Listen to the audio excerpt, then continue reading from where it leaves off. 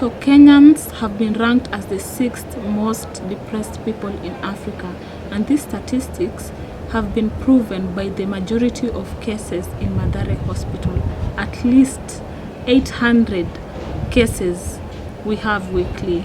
Today I have a guest who's gone through depression and he's conquering it. So he's gonna take us through his journey of how he went through and up to what he is. Jeff, hi. Hi Naomi, I'm Jeff Ochieng and today I'm going to tell you my story. Yes, so Naomi, I was crazy and I was taken to Mathare Mental Hospital where I spent almost 3 weeks there being treated.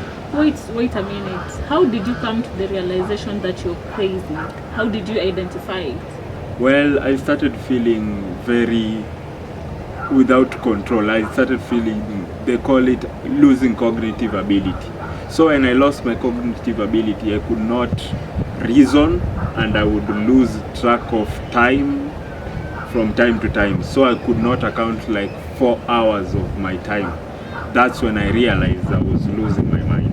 And who took you there? Who took you to the mental facility? That would be my brother. He took me there and first he took me to a Quran reading session because he thought I had demons, but then again I was taken to the Mathare Mental Hospital where I was admitted and I spent there almost a month there. When you're doing this Quran session, can you briefly explain what is it?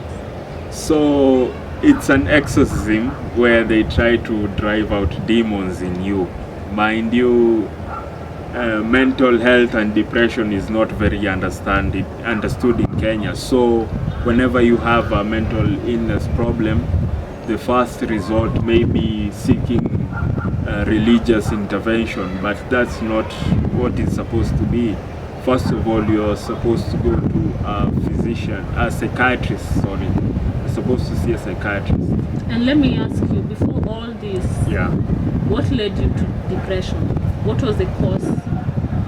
I would say my lifestyle was the cause to my depression. I grew up in a tough life and I grew up without parents, and also I had a rough time because I also was raised in Mathare slums. Part of my life I went there when I was 16 years old. I grew up by myself. I did most of the things that I'm not supposed to be doing when I was in my teens. So eventually, without lack of support and without lack of an extended family system, eventually I caved in and I lost my mind and I was so depressed.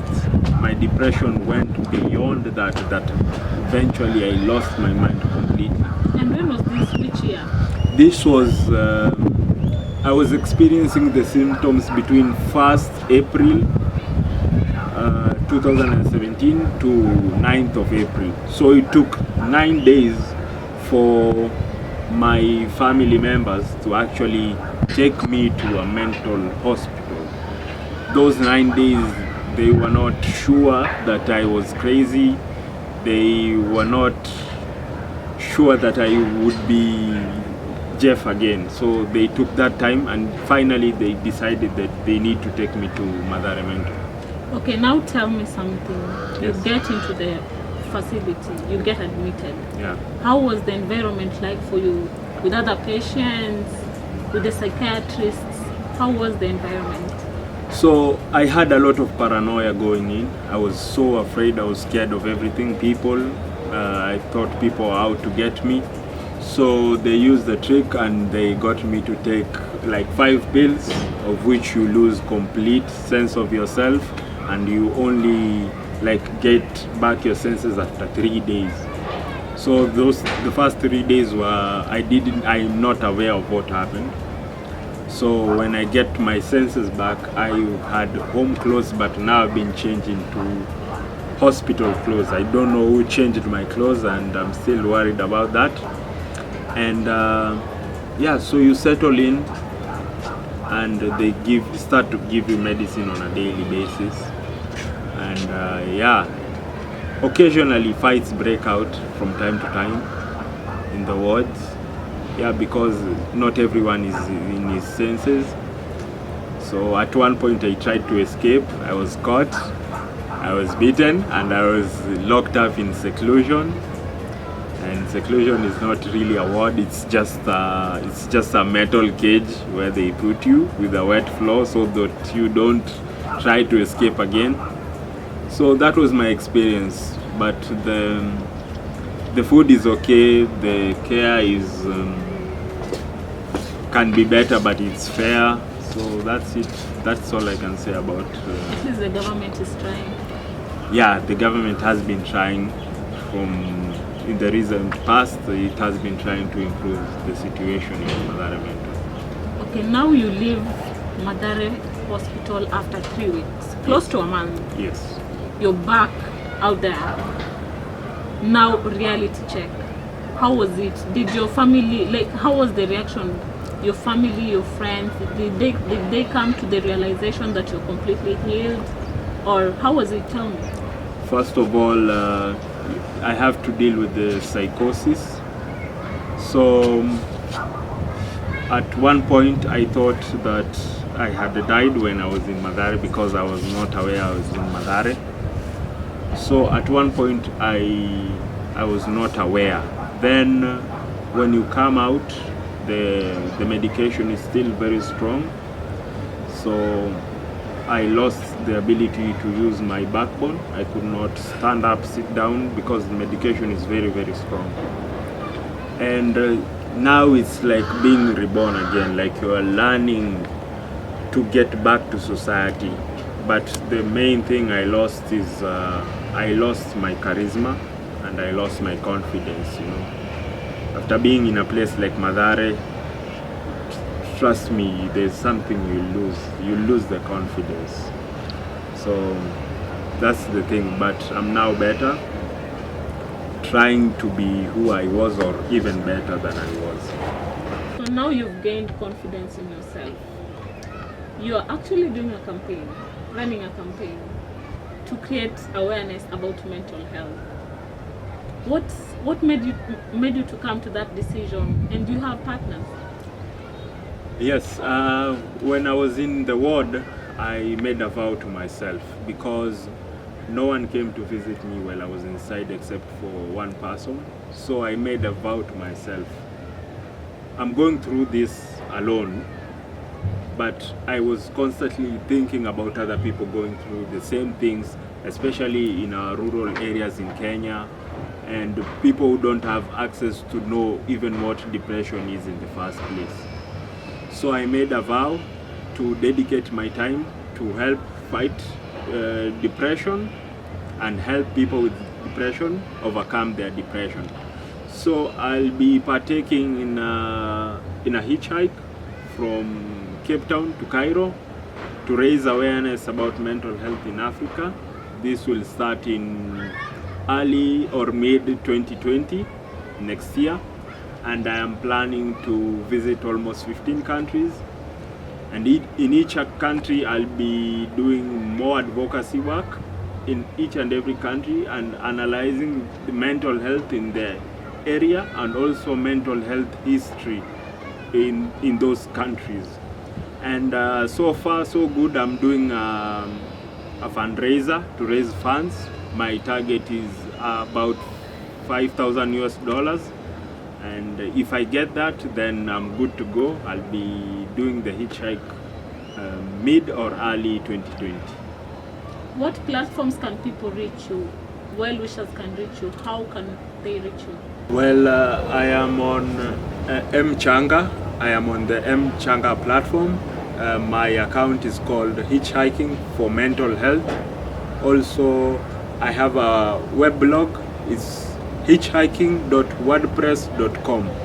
There you can find much more information about the hike, and also I can put out a budget for those who are interested in sponsoring. I can email you my budget. Nice. So last but not least, as someone who's gone through depression and you're conquering it, what can you tell somebody out there who's facing depression, who's going through that struggle? First of all, I like to say depression is a real disease. For many who have not have an encounter with it will disagree, but it's very real and a lot more people need to know about it. I would advise people to take care of themselves. Mental health is just like any other physical health. You need to take care of your health, exercise, eat well, rest well, do not engage in alcohol and drug abuse, and take time for yourself to develop and build yourself. If you ever have an encounter where you feel like you are losing hope and you have dark thoughts, please consider seeing a counselor or seeing a psychiatrist, available at Mathare Mental Hospital. And the people who are taking care of people going through depression, what can you tell them? I'll tell them that people who are taking care of people having mental health problems and depression, they should be kind-hearted and they should be willing to go the extra mile. They should be willing to understand people and they should be very supportive, because mental health is the software that runs you, and if the software has a problem, then everything else and every surrounding in this world is problematic. So mental health is very important to everybody. In Kenya, we have 47 counties. Only 14 counties have access to mental care facility. What can you tell the government? What do you think the government should do to address this issue? The government can do a lot, but also us as the people, the normal citizens, have a contribution to make. Many people don't even know the name of depression, the translation of the name depression in Kiswahili. So people need to understand depression first, mental health in general, and then support the government in this. Also, I can say that the government has to support mental health by providing an independent funding of the mental health budget. We need this funding because the one we get, I think we get only 0.5 for mental health specifically. And that is very little considering a country of 42 million. We need a lot more to be done. And also we need more people to be taken in and be treated, because so many people have not undergone treatment for mental health. Yeah, so people should come out and also speak about it. True. And you should not be scared of being judged. Yes. Yes, especially for men. Sorry. Especially for men, I can say men are very sensitive when talking about mental health because it directly affects their manhood. So for me, I am a man and I am very open about it. Not because I'll be seen less of a man, it's because I'll be seen even more stronger, because I am in touch with the most important part of my personality, and that's my mental health. So men should not be afraid. If you need help, say you need help. Talk to people and eventually you'll come to solve your problem. Thank you so much, Jeff. Thank you so much. Creating time to come and enlighten us more. It's a pleasure. It is a pleasure. Thank you so much, guys, for watching today. If you want to reach Jeff, all his details are in the description box below. Please keep on subscribing, keep on sharing these videos. Thank you so much for the support. See you in the next video.